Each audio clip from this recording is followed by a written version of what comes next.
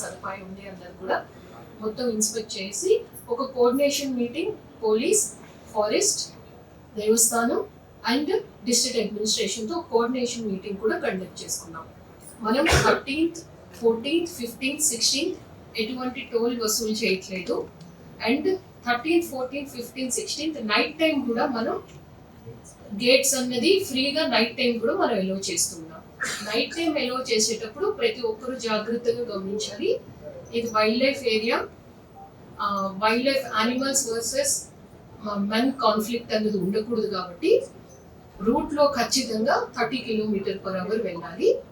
And 5 vehicles, 10 vehicles కాన్వాయ్గా పంపిస్తాం. Single vehicle కాకుండా 5 vehicles, 10 vehicles, అందులో అన్ని వెహికల్స్ కలిసి వెళ్ళేటట్టు ఒక పబ్లిక్ ట్రాన్స్పోర్ట్, అందులో ఒక APSRTC బస్ కూడా ఉండేటట్టు ఆ విధంగా చూసుకొని మేము ఫెసిలిటేట్ చేస్తాం. ఖచ్చితంగా సహకరించగలరు. నైట్ జర్నీ కూడా జాగ్రత్తగా చేయండి.